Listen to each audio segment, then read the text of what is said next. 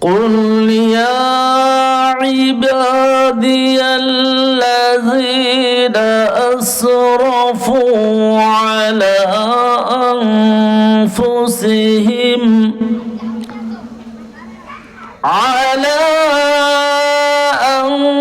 أنفسهم لا تقنطوا من رحمة الله إن الله يغفر الذنوب جميعا إنه هو الغفور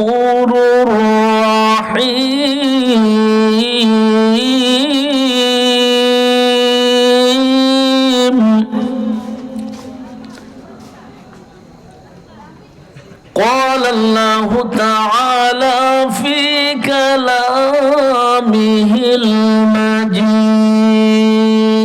المجيد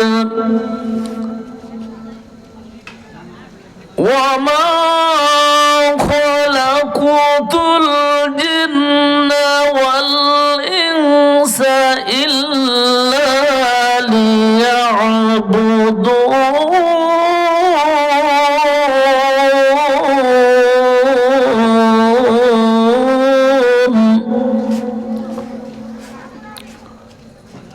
قال الله تعالى في كلامه المجيد قل إن كنتم تحبون الله فاتبعوني يحببكم الله ويغفر لكم ذنوبكم والله غفور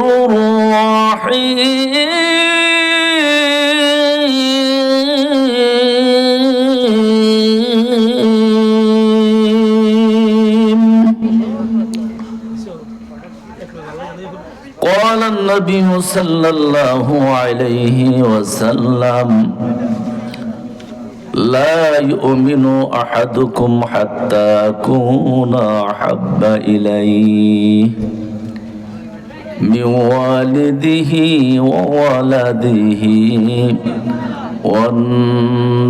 والناس أجمعين في شان حبيبي وفي شان محبوبي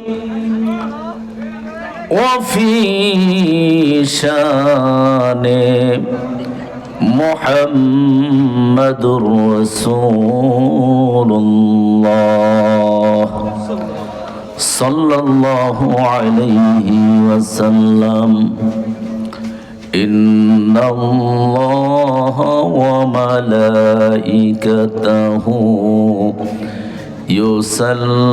يصلون على النبي يا أيها الذين آمنوا صلوا عليه وسلموا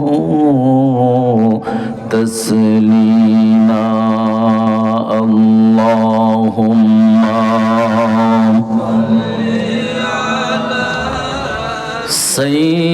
سيدنا مولانا محمد وعلى آله سيدنا مولانا আরো জোরে মোহাব্বতে পড়ুন আল্লাহুম্মা سيدنا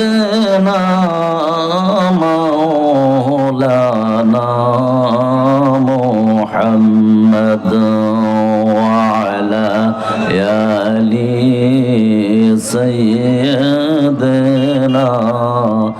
مولانا একদিন তোমারি নাম মসজিদে হবে এলান, একদিন আমারি নাম মসজিদে হবে এলান। তৈরি থেকো তৈরি রেখো কবরের মাল সামান,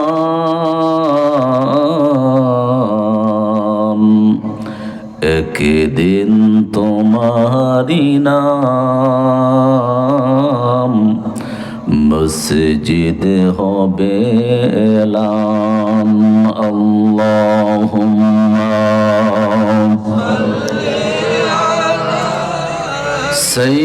সাইয়্যিদনা মাওলানা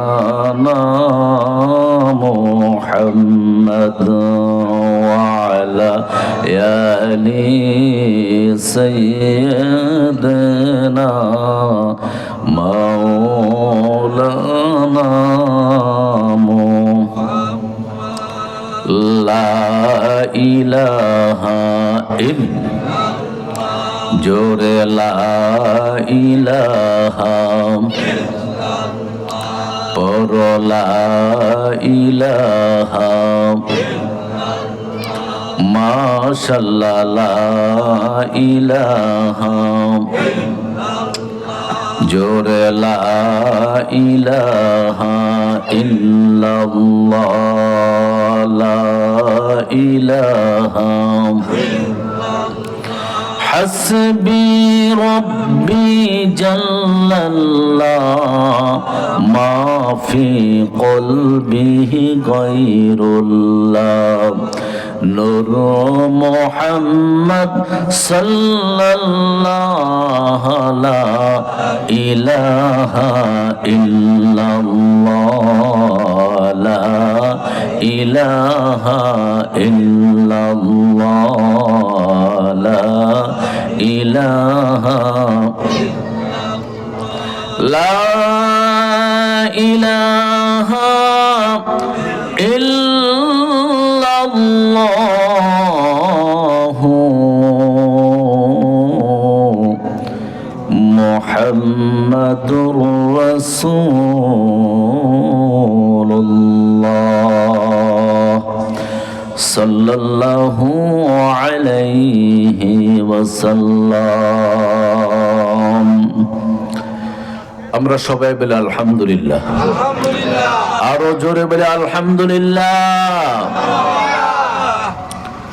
অত্যন্ত দুঃখের সহিত বলতে হয়, বড় আক্রান্ত হৃদয় নিয়ে বলছি, বিশেষ করে আমার এই গ্রামবাসী সমাজবাসী এত সুন্দর বেহেশতের বাগান সাজাইয়া দূর দূরান্ত থেকে আলেমদেরকে ইনভাইট কইরা দাওয়াত কইরা আপনারা ঘরে বসে থাকবেন। ঢাকা নারায়ণগঞ্জ জালকুড়ি থেকে আজকের মাহফিলের প্রধান বক্তা, উনি ঢাকা থেকে চলে এসেছে, আর আপনারা বাড়ি থেকে মাহফিলের প্যান্ডেল পর্যন্ত পৌঁছতে পারলেন না। এই জন্য মুরব্বীর একটা কথা কয়, মক্কার মানুষ হজ পায় না, মক্কার মানুষ হজ পায় না। অত্যন্ত দুঃখের সহিত বলতেছি, এত সুন্দর আয়োজন, এত সুন্দর ব্যবস্থাপনা মাহফিল কমিটি আপনাদের জন্য করেছেন। আজকে মাহফিলে আসলে কি শুধু মাহফিল কমিটির লাভ না, যারা আসবে তাদেরও লাভ? কথা বললেন। আজকে যে মাহফিল কমিটি এখানে এত সুন্দর ব্যবস্থাপনা করেছেন, এখানে যদি আমরা সবাই আসি, এতে এমন না যে আমরা কষ্ট করে আসলাম, সওয়াবগুলি সব তারাই পাবে, তারাই নিয়ে যাবে, আমরা কোনো সওয়াবের ভাগীদার আমরা হব না, এমনটা তো না। তারা মাধ্যম মাত্র, উসিলা মাত্র। এ সমাজবাসী সুন্দর একটা ব্যবস্থা আমাদেরকে করে দিয়েছেন যে এখানে আসলে আমাদেরও লাভ, তাদেরও লাভ। লাভটা যে কতটুকু, আজ থেকে 1450 বছর আগ থেকে এই পর্যন্ত নবী রাসূল, সাহাবায়ে আজমাইন থেকে আরম্ভ করে বর্তমান এই প্রেক্ষাপট, বর্তমান এই যুগে প্রতিনিয়ত প্রতিদিন বিভিন্ন ধরনের মাহফিল হচ্ছে। বড় বড় আলেম ওলামার জবান থেকে শ্রুতি মধুর সুরে সুন্দর সুন্দর কোরআন হাদিসের কথাগুলি আমরা শুনতেছি, আমাদেরকে তারা বোঝাচ্ছে যে এই মজলিসটা যে কত দামি। শুধু তাই নয়, দামি মজলিসে একমাত্র দামি ব্যক্তিরাই আসে, কারণ এটা হচ্ছে একটা জান্নাতের বাগান, বেহেশতের বাগান। আর বেহেশতের বাগানে শুধু বেহেশতি লোকই আসে। একটা বেহেশতের বাগান, এটার কত দাম, এটার কত মূল্য, এটার কত মর্যাদা, এই কথাগুলি আলেম ওলামার জবান থেকে আমরা যুগের পর যুগ শুনে আসতেছি, শুনতেছি। এক কান দা শরীফ শুনতেছি, আরেক কান দিয়া বাহির করে দিচ্ছি। কি ফায়দা হবে, কি লাভ হবে? আল্লাহ রাব্বুল আলামিন বলেন, আল-ইয়াওমা আকমালতু লাকুম দীনাকুম ওয়া আতমামতু আলাইকুম নি'মাতি ওয়া রাদিতু লাকুমুল ইসলাম দীনা। আল্লাহ রাব্বুল আলামিন বলেন, আমি তোমাদেরকে দিন দিয়েছি, সময় দিয়েছি, প্রত্যেকটা দিনের, প্রত্যেকটা ঘন্টার, প্রত্যেকটা মিনিটের, প্রত্যেকটা সেকেন্ডের, প্রত্যেকটা মুহূর্তের হিসাব আমি রব্বুল আলামিন তোমাদের কাছ থেকে জাররা জাররা করে নেব। বাবারা আমার, দুনিয়ার মধ্যে আপনি যত বড় আলেম হন না কেন, যত বড় বুদ্ধিমান হন না কেন, যত বড় জ্ঞানী আপনি হন না কেন, যত বড় সম্পদশালী আপনি হন না কেন,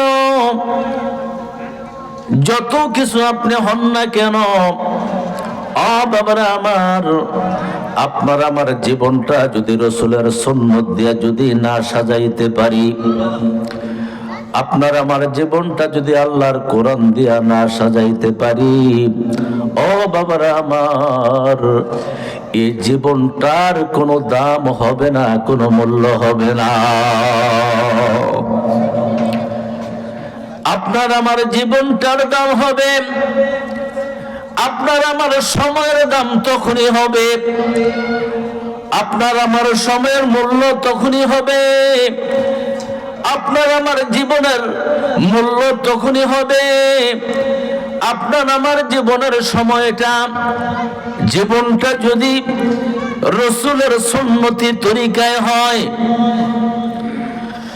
আপনার আমার বিয়ে শাদী থেকে শুরু করে, রান্নাঘর থেকে শুরু করে সংসদ ভবন পর্যন্ত, আপনার আমার পারিবারিক জীবন, আপনার আমার সামাজিক জীবন, আপনার আমার রাষ্ট্রীয় জীবন থেকে শুরু করে আন্তর্জাতিক জীবন পর্যন্ত প্রত্যেকটি জায়গায় যদি রসুলের সুন্নত থাকে, প্রতিটা জায়গায় যদি আল্লাহর কোরআন থাকে, তাহলে জানিয়ে রাখুন আপনি দুনিয়ার মধ্যে সবচাইতে দামি মানুষ, আপনি দুনিয়ার মধ্যে সবচাইতে শ্রেষ্ঠ মানুষ। কি বলেন, ঠিক কি ঠিক না? দুনিয়ার ভিতরে সবচাইতে দামি মানুষ আপনি, সবচাইতে মূল্যবান মানুষ আপনি। বাবারা আমার, আজকে আমরা মুসলমান দাবি করি, আমার বাবা মুসলমান, আমার দাদা মুসলমান, আমিও একজন মুসলমান। সিরিয়াল দৃষ্টে আমি মুসলমানের কাতারে দাঁড়াইলাম। আমার একটা সাইনবোর্ড আছে, আমি মুসলমান। কিন্তু মুসলমানের কি করণীয়, মুসলমানের কি বর্জনীয়, মুসলমান কোনটা করবে আর কোনটা করবে না, কোনটা হালাল আর কোনটা হারাম, কোনটা জান্নাতের রাস্তা আর কোনটা জাহান্নামের রাস্তা। মুসলমানের ঘরে জন্ম নিলাম, চুল দাড়ি পেকে সাদা হয়ে গেল, এখন পর্যন্ত ওজুর ফরজ জানলাম না, এখন পর্যন্ত ওজুর সুন্নত জানলাম না, এখন পর্যন্ত 11টা সূরা আমরা শিখতে পারলাম না।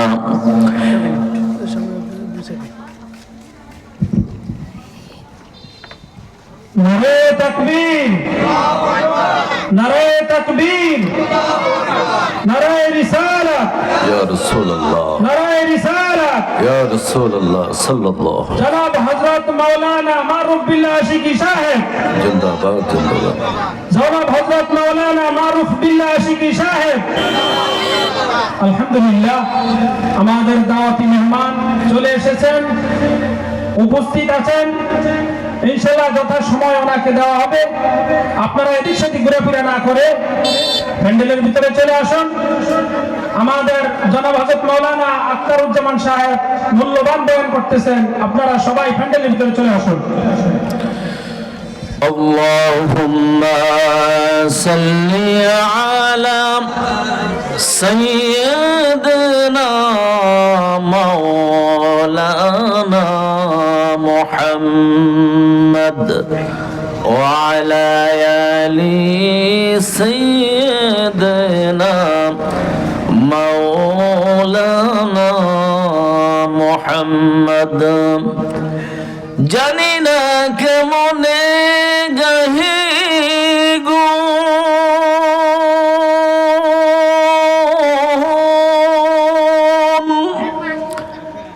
বাবিয়া নাহি পাই, যত গে যাই গে দেখি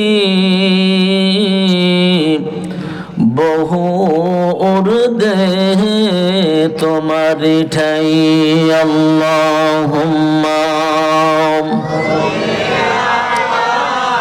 সাইয়্যিদিনা মাওলানা মুহাম্মদ ওয়া আলা আলি সাইয়্যিদিনা মাওলানা মুহাম্মদ ওয়া আলা আলি সাইয়্যিদিনা মাওলানা।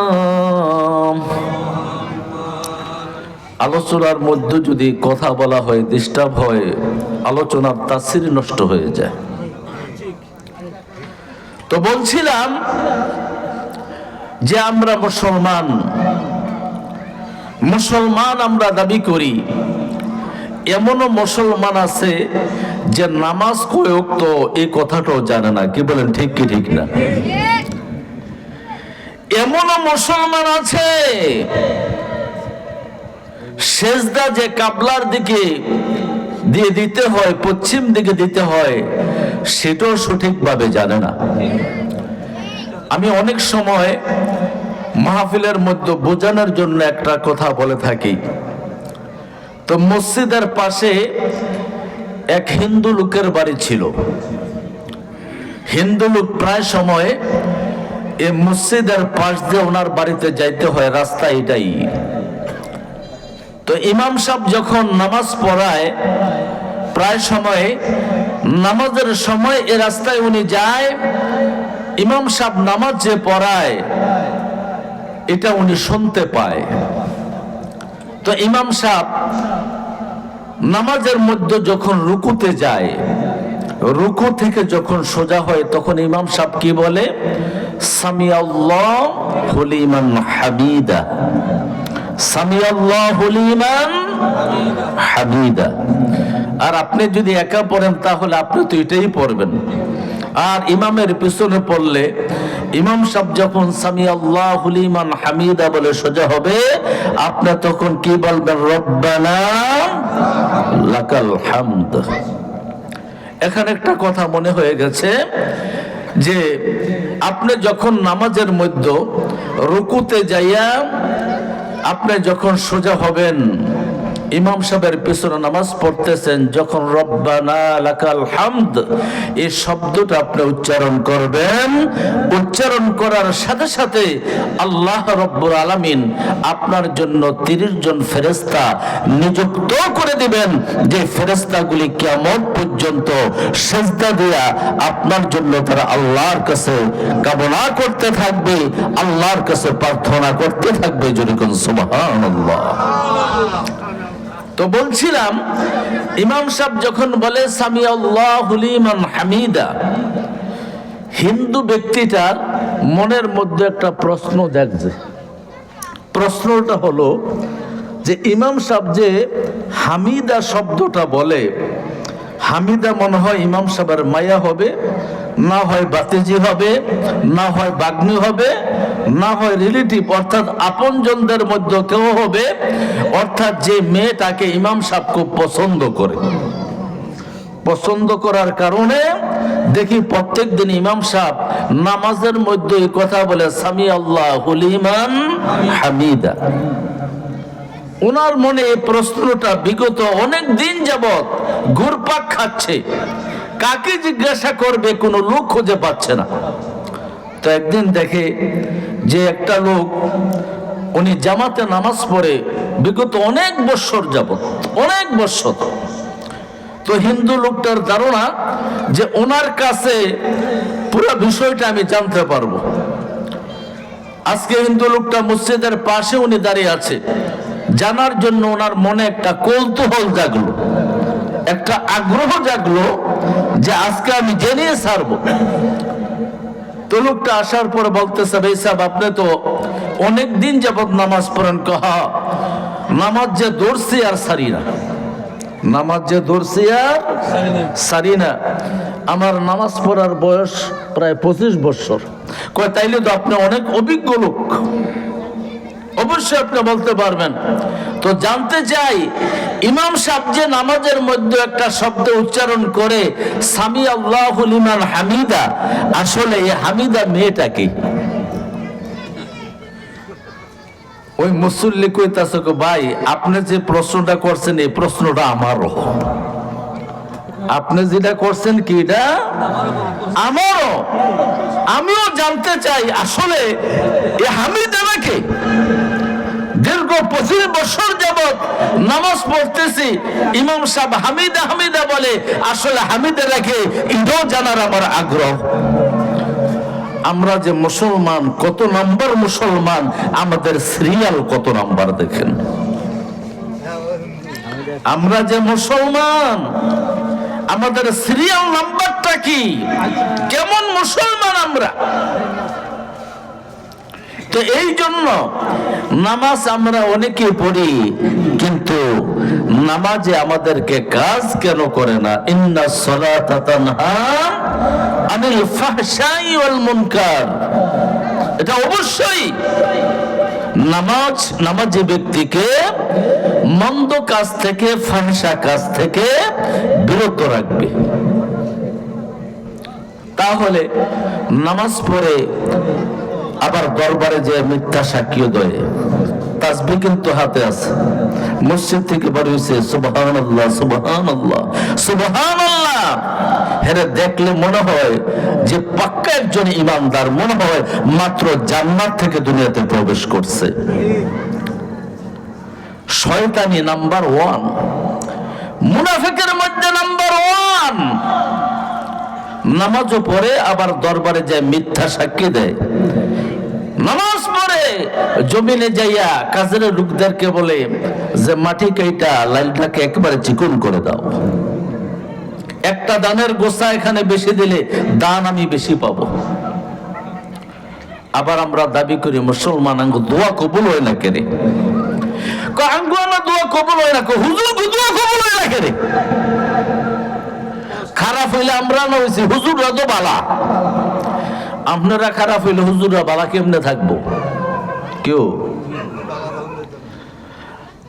আপনারা যদি খারাপ হন, হুজুররা বালা কেমনে থাকবো? কারণ আপনারা দাওয়াত দিলে তো হুজুর আপনাকে দাওয়াত গ্রহণ করতে হয়। হুজুরের জন্য ভালো অ্যারেঞ্জমেন্ট করছেন খাওয়ানোর জন্য, আসলে টাকাটা কতটুকু হালাল সেটা একমাত্র আপনি জানেন। এখন ইমাম সাহেব জানে চাকরি বাঁচানোর জন্য হক কথা ইমাম সাহেব বলে না। ইমাম সাহেব জানে যে বেনমাজির ঘরে লোকমা দিলে 40 দিনের বন্দিগি শেষ, দোয়া কবুল কন্দা হইব। শুধু খালি হুজুর গো দোষ বিচারেন না, কিছু নিজের দোষও তালাশ করেন। আমাদের সমাজে আমরা পরের দোষ নিয়ে চর্চা করি ভালো, কিন্তু নিজের দোষের খবর নাই। প্রত্যেকটা মানুষ যদি নিজের দোষের চর্চা করত, তাহলে কোনোদিন অন্য মানুষের দোষ তালাশ করত না। কি বলেন, ঠিক কি ঠিক না? নিজেকে অনেক সাধু পুরুষ মনে হয়, অনেক ভালো মনে হয়। তো বলছিলাম আমার আলোচনা কিন্তু ওই দিকে না, কথার প্রসঙ্গে চলে আসছে। তো বলছিলাম যে এই যে ঈদগাহ মাঠ পাশে কিন্তু কবরস্থান, কি বলেন, ঠিক কি ঠিক না? এই যে কবর আমাদের কারো নাই খবর, কি বলেন, ঠিক কি ঠিক? এই যে কবর আমাদের কারো নাই খবর। এই মাহফিলে এই মসজিদের সভাপতি মরহুম মকফুর আলহাজ আব্দুল আজিজ ব্যাপারী সাহেব, যিনি এখানে পাশে বসে থাকতেন, কি বলেন, ঠিক কি ঠিক না? আজকে উনি কোথায়? এখানে শুয়ে আছে। আগামী দিন আপনি আমি যে কবরে যাব না, তার কি নিশ্চয়তা আছে? তো এই জন্য বলছি বাবার আমার, আমরা যে মুসলমান, এত সুন্দর আয়োজন আজকে করেছেন মাহফিল কমিটি, এখানে লাভ শুধু মাহফিল কমিটির না, এখানে আপনাদেরও লাভ।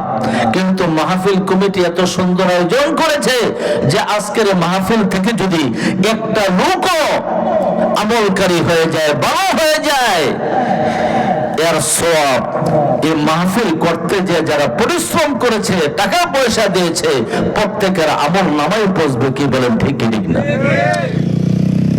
তো এই জন্য আমি আপনাদেরকে উদারত আহ্বান করব, আপনাদের সন্তান হিসাবে, এলাকার লোক হিসাবে, যেহেতু যে কঠিন ভাষায় আমি আপনাদেরকে কথাগুলি বলতে পারি, হয়তো যারা মেহমান তারা এত কঠিন ভাষায় নাও বলতে পারে।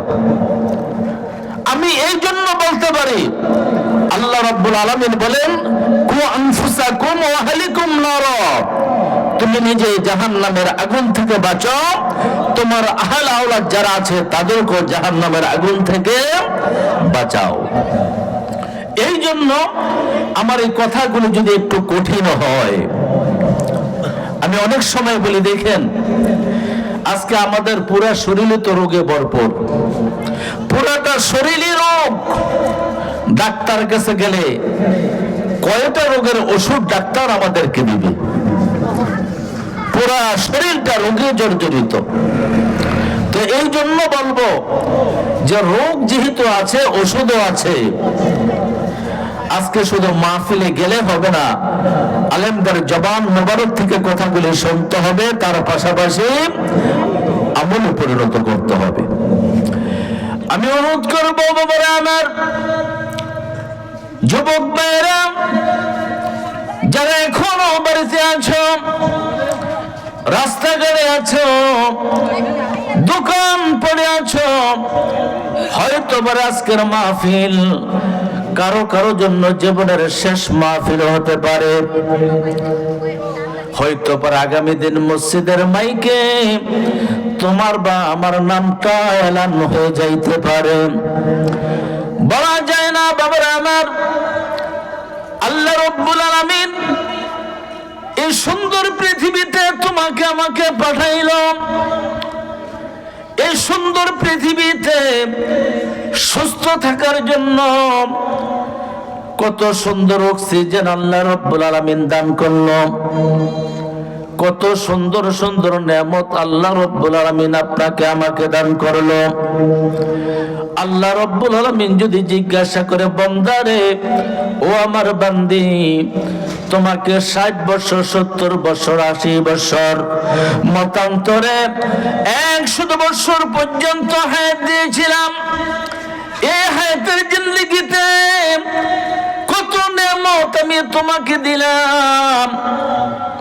ও বান্দা, ও আমার বান্দি, কি নেয়ামতের শুকরিয়া তোমরা আমার আদায় করেছ, কি করেছ রে বান্দা? 60 বছর 80 বছর 90 বছর হায়াতের জিন্দেগিতে প্রত্যেকটা সেকেন্ড, প্রত্যেকটা মিনিট, প্রত্যেকটা মুহূর্তের হিসাব তুমি আমার আল্লাহর কাছে দাও। আমার যত বড় আলেম বলেন না কেন, মুফতি বলেন না কেন, পীর বলেন না কেন, জ্ঞানী গুণী বলেন না কেন, সম্পদশালী বলেন না কেন, আল্লাহর আদালতে কোনো মানুষ জবাবদিহিতা করতে পারবে না। প্রত্যেকটা মানুষ তার জীবনের প্রত্যেকটা ক্ষেত্রের জবাবদিহিতা করতে পারবে না। এই জন্য আল্লাহ রাব্বুল আলামিন ওই দিন একটা ওসিলা তালাশ করবেন, যে কথাটা আল্লাহ রাব্বুল আলামিন আজ থেকে 1450 বছর আগে তার হাবিবের মাধ্যমে দুনিয়ার সমস্ত মানুষের কাছে সেই মেসেজটা আল্লাহ রাব্বুল আলামিন দিয়েছেন। আল্লাহ রাব্বুল আলামিন বলেছেন, ওয়াবতাগু ইলাইহিল উসিলা। আল্লাহ রাব্বুল আলামিন উসিলা তালাশ করবেন। বাবারা আমার, আপনার 60 বছর 70 বছর 80 বছর মতান্তরে 100 বছর হায়াতের জিন্দেগিতে যদি আজকের এই মাহফিলটাকে দেখা যায়, আপনি কিছুক্ষণ সময় আরামের বিছনাকে হারাম করে দিয়ে বাড়ি ঘর ছেড়ে, বাড়ি ঘরের মহাব্বত ছেড়ে, বিবি বাল বাচ্চার মহাব্বত ছেড়ে আপনি যদি কিছুক্ষণের জন্য আল্লাহকে ভয় করে, মৌতের কথা স্মরণ করে, হাসরের ময়দানের মুসিবতের কথা স্মরণ করে আপনি কিছুক্ষণ সময়ের জন্য যদি মাহফিলের প্যান্ডেলের মধ্যে বসে যাইতে পারেন, আর যদি একটা ফোঁটা চোখের পানি আপনি ফালাইতে পারেন, এই চোখের পানিটা আপনার বৃথা যাবে না, এই বসাটা আপনার জন্য বৃথা যাবে না। আমার জীবনে কত সময় আমরা টিভির সামনে বৈশা কাটাইলাম, কি বলেন, ঠিক কি ঠিক না? কতটা সময় বন্ধু বান্ধবের সামনে বসে কাটাইলাম, কতটা সময় আমরা বিবিকে নিয়ে কাটাইলাম, কতটা সময় আমরা ব্যবসা নিয়ে কাটাইলাম, কতটা সময় আমরা রাজনীতি নিয়ে কাটাইলাম।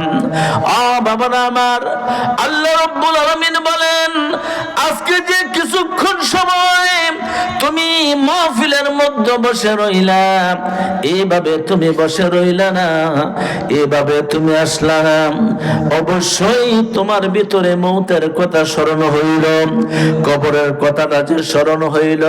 আমি রব্বুল আলামিন এটাকে একটা উসিলা বানাইলাম।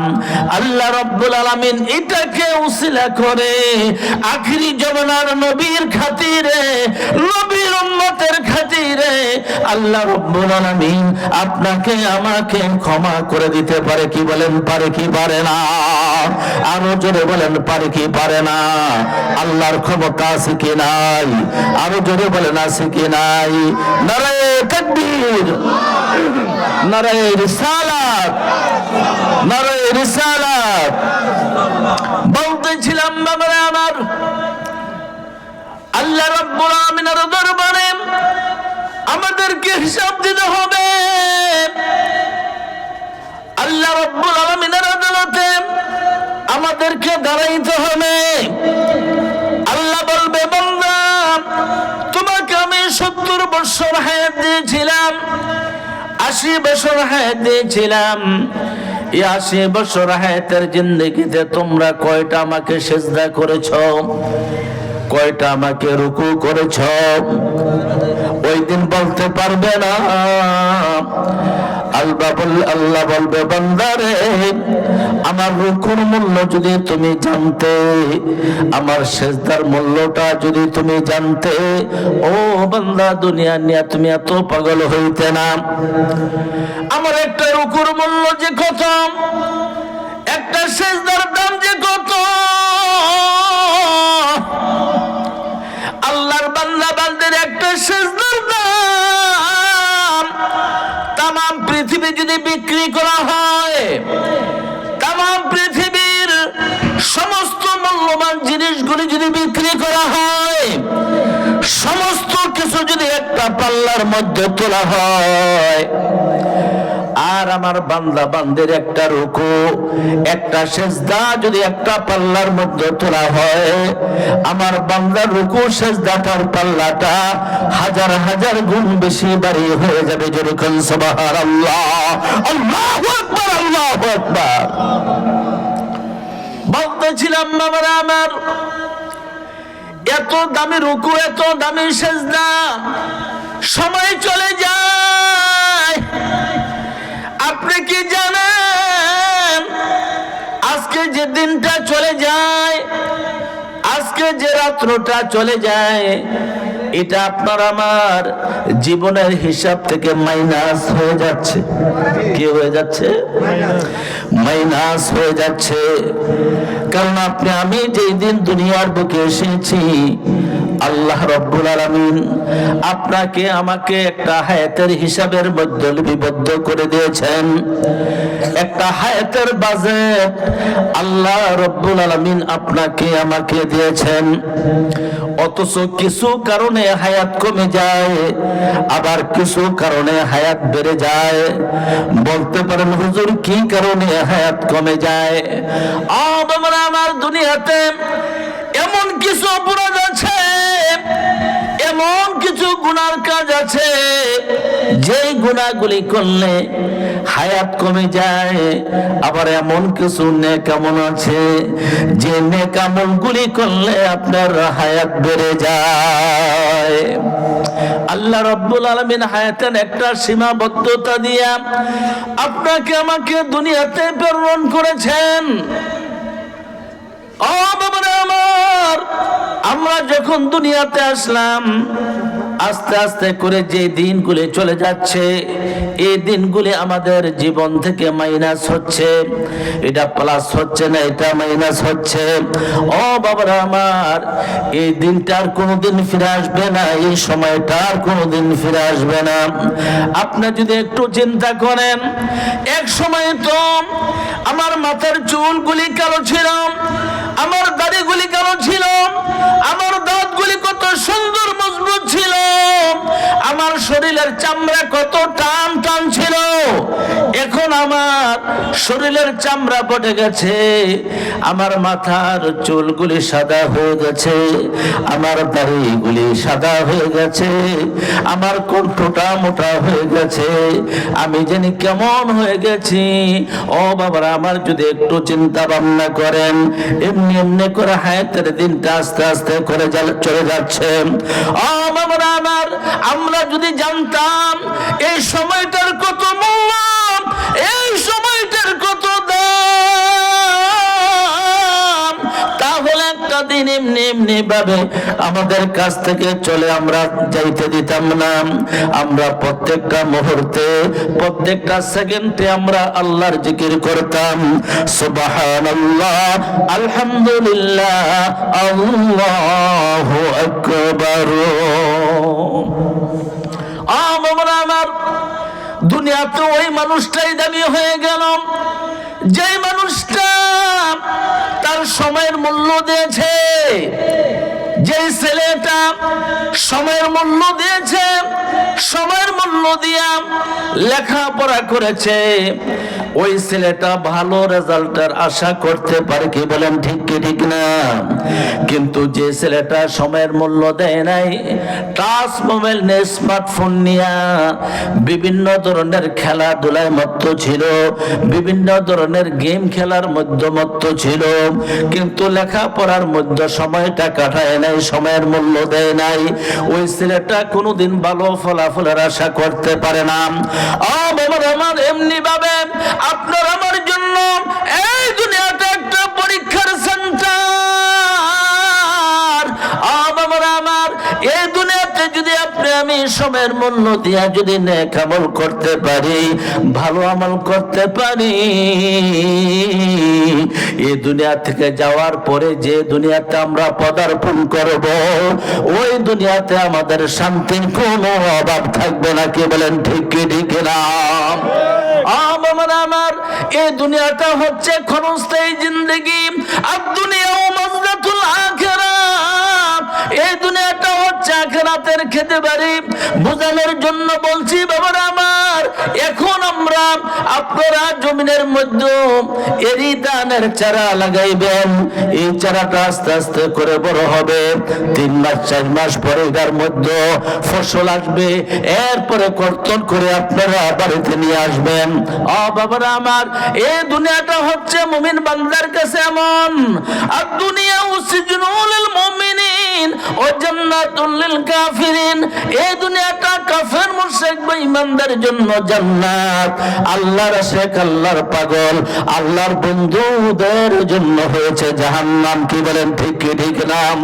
বলতেছিলাম বাবারা আমার, আর দুনিয়া মাজরাতুল আখিরা, এই দুনিয়াটা হচ্ছে আখিরাতের খেতিবাড়ি, একটা সীমাবদ্ধতা, অল্প দিনের সময় নিয়ে আমরা এই দুনিয়াতে এসেছি। বাবারা আমার, আরেকটা যুগ আমাদের সামনে আসতেছে, আরেকটা দুনিয়া আমাদের সামনে আসতেছে, প্রত্যেকটা মানুষের সামনে আসতেছে, যে দুনিয়াটার শুরু আছে, শেষ বলতে কোনো ভাষা নাই।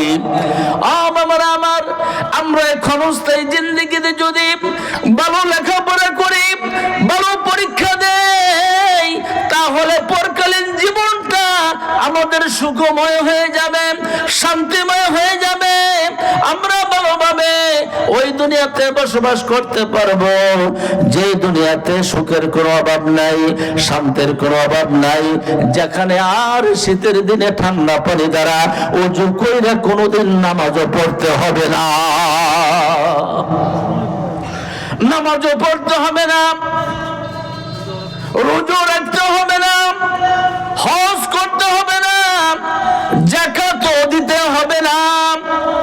আপনি ক্ষণস্থায়ী জিন্দেগির ভিতরে যত কষ্ট আপনি করে গিয়েছেন, এই অল্প দিনের কষ্টের ফলাফল হচ্ছে আপনি চিরদিন সুখে থাকবেন, চিরদিন আরামে আপনি থাকবেন।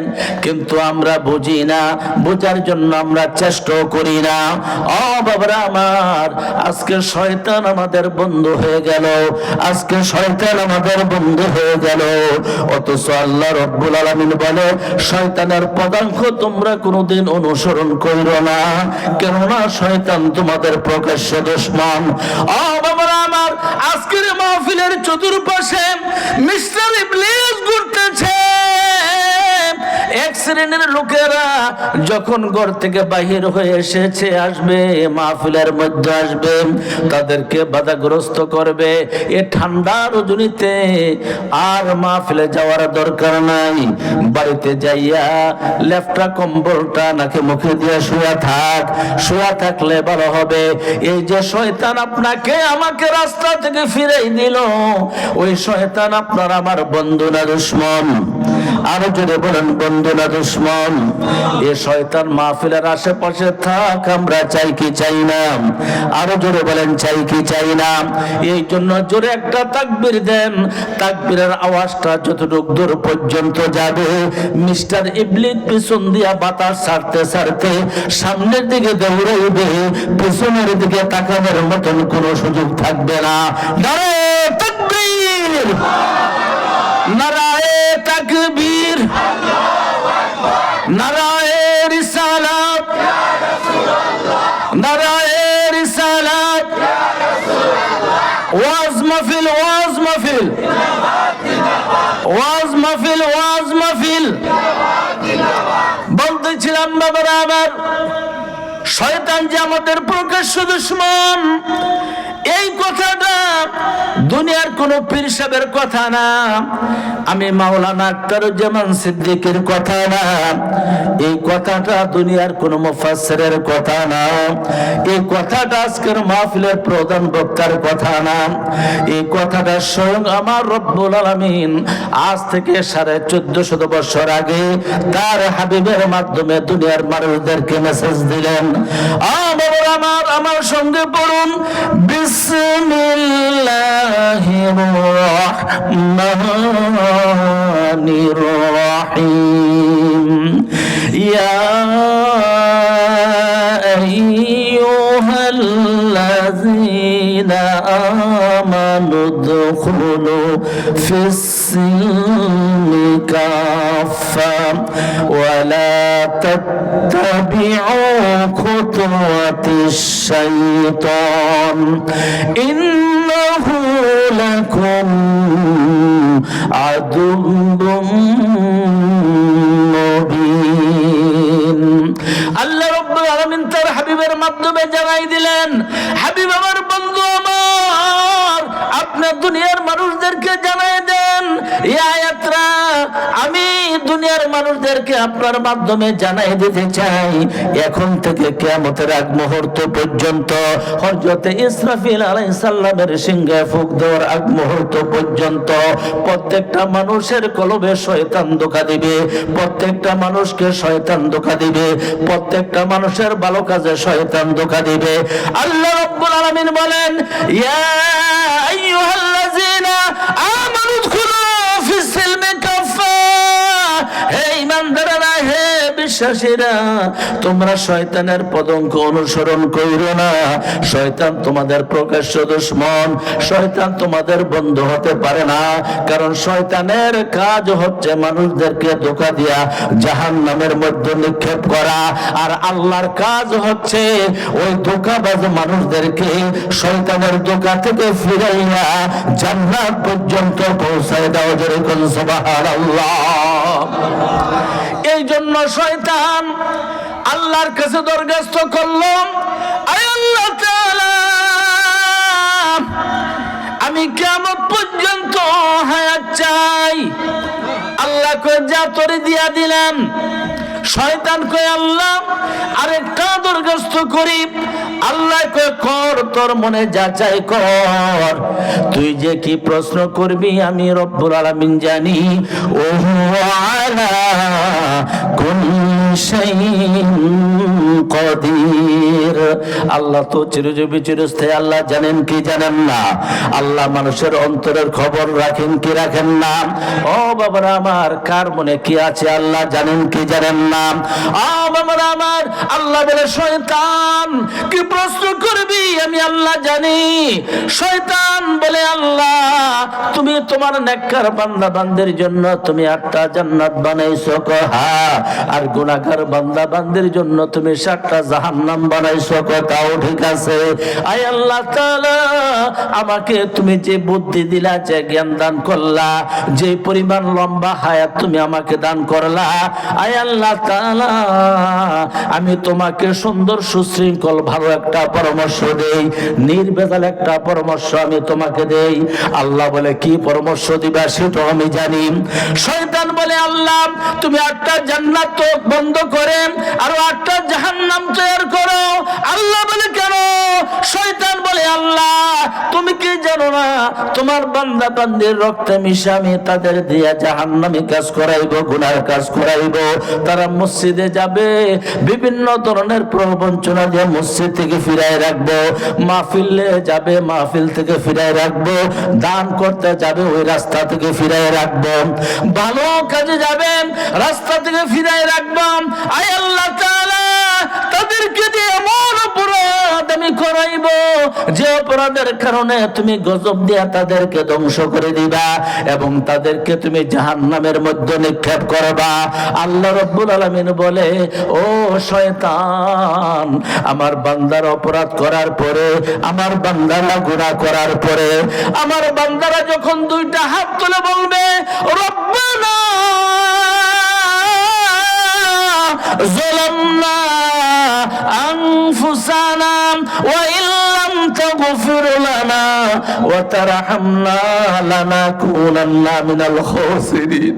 আয় আল্লাহ তাআলা, আমি আমার নফসের উপরে জুলুম করেছি, অত্যাচার করেছি, তুমি যদি ক্ষমা না করো, তুমি যদি মাফ না করো, আমি ক্ষতিগ্রস্তের অন্তর্ভুক্ত হয়ে যাব।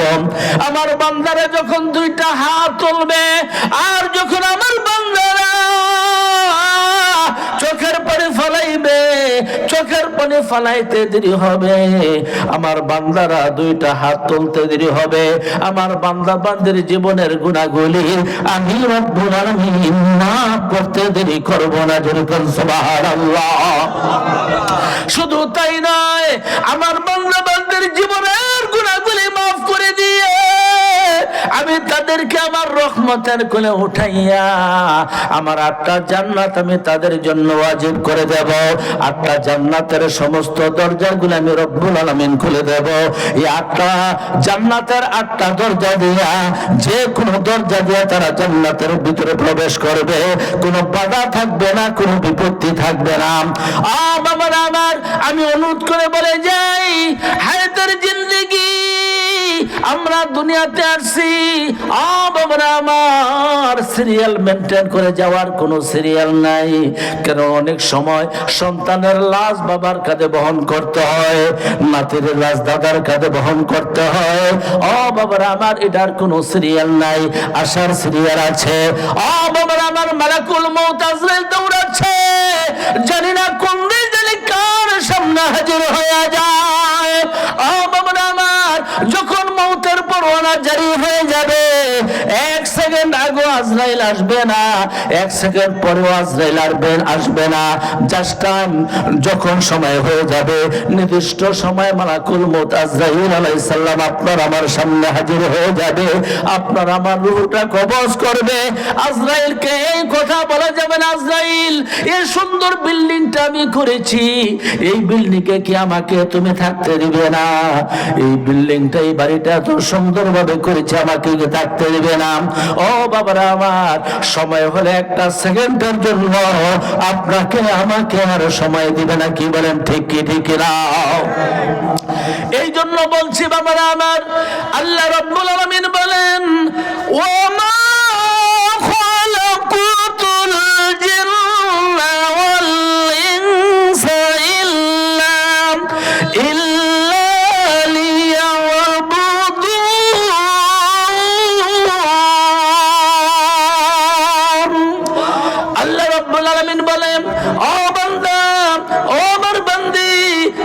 তোমাদেরকে সৃষ্টি করেছি একমাত্র আমার দাসত্ব করার জন্য, একমাত্র আমার গোলামি করার জন্য।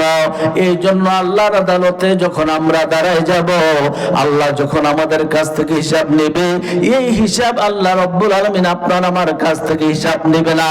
আপনি কয়খানি জমিন কিনেছেন, ঢাকাতে কয়টা বাড়ি করেছেন, কয়টা প্লট আপনি কিনেছেন, আপনি কয়টা দোকান করেছেন, কত কোটি টাকা আপনার ব্যাংক বিলে যাচ্ছে, আপনি কয়টা ফ্ল্যাট কিনেছেন, আল্লাহ রব্বুল আলামিন আপনার এই গুণের কথা ওই দিন শুনবে না। আপনার এই কথা আল্লাহ রব্বুল আলামিন শুনবে না। আল্লাহ রব্বুল আলামিন বলবে, বান্দারে, ও আমার বান্দি, আমি যে তোমাকে 60 বছর, 70 বছর, 80 বছর, 90 বছর, 100 বছর হায়াত দিয়েছিলাম, এই হায়াতের জিন্দেগিতে কয়টা রুকু করেছো, কয়টা সিজদা করেছো, কয়টা ভালো কাজ করেছো, কয়টা সত্য কথা বলেছো, কয়টা মানুষের উপকার করেছো, তার হিসাব আজকে আমার কাছে দাও। আমরা কেউ হিসাব দিতে পারবো না। এই জন্য নামাজ পড়ে 2টা হাত তুলে আল্লাহর কাছে কানবো, আয় আল্লাহ তাআলা, তুমি আমাদের হিসাব সহজ করে দিও, তুমি আমাদের হিসাব সহজ করে দিও। আল্লাহুম্মা হাসিবনা হিসাবান ইয়াসীরা। আমার আল্লাহর হাবিব যখন নামাজের পরে মুনাজাতে এই দোয়া করতেন, আল্লাহুম্মা হাসিবনা হিসাবান ইয়াসীরা, আয় আল্লাহ তাআলা, তুমি আমার হিসাব সহজ করে দাও, তুমি আমার হিসাব সহজ করে দাও। আয়েশা সিদ্দিকা রাদিয়াল্লাহু তাআলা আনহা বলেন, ইয়া রাসূলুল্লাহ, ইয়া হাবিবাল্লাহ, আপনি কোন হিসাবের কথা বলেন? আল্লাহর নবী গো জানতে বড় ইচ্ছে হয়। আল্লাহর নবী চোখের পানিগুলো ছেড়ে দিয়ে বলে, আয়েশা গো,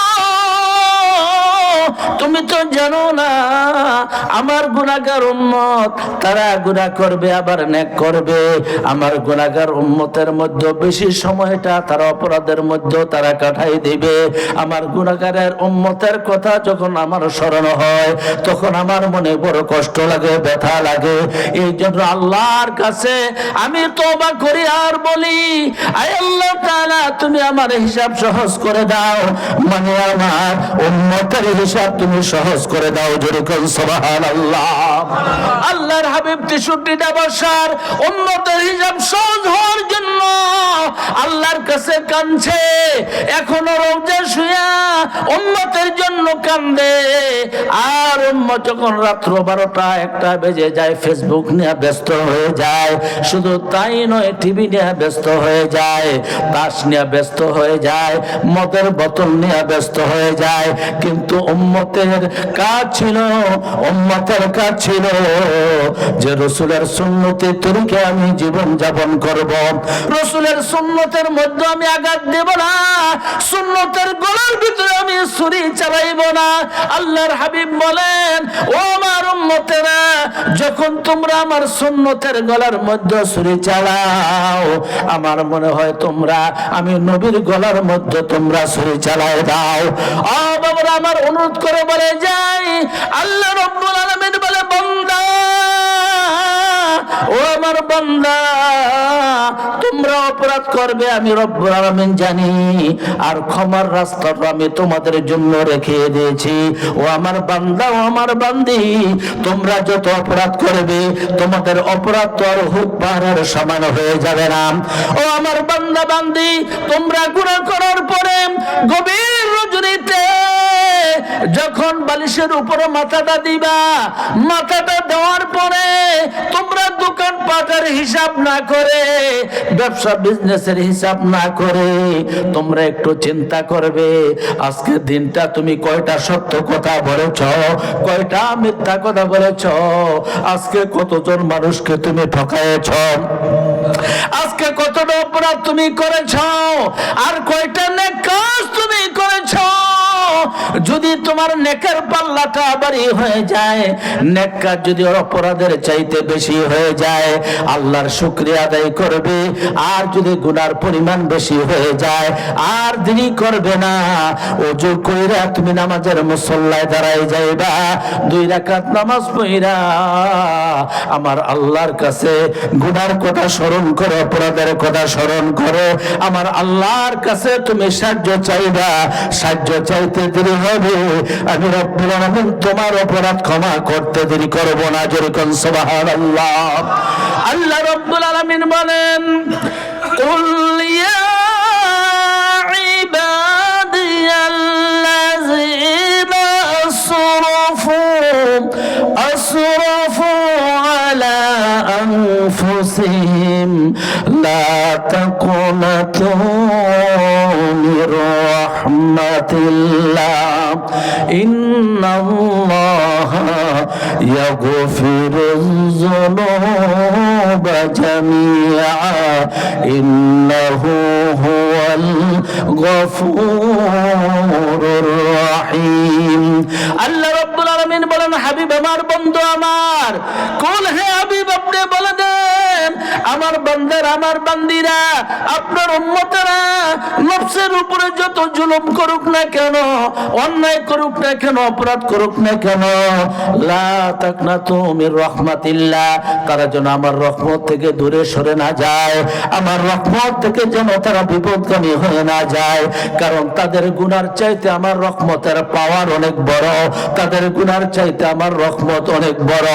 আমার বান্দাদেরকে আপনি জানাই দেন, আমার বান্দীদেরকে আপনি জানাই দেন, তারা যেন আমার রহমত থেকে দূরে সরে না যায়।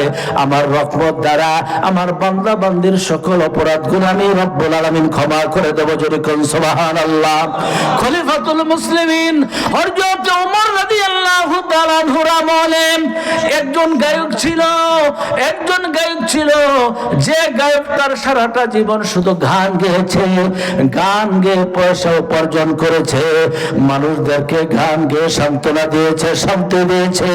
ওই গায়কটা যখন বৃদ্ধ হয়ে গেছে, তার কণ্ঠ নষ্ট হয়ে গেছে, নষ্ট হয়ে যাওয়ার কারণে তার খবর আর কেহ লয় না, তার গান আর কেহ শোনে না।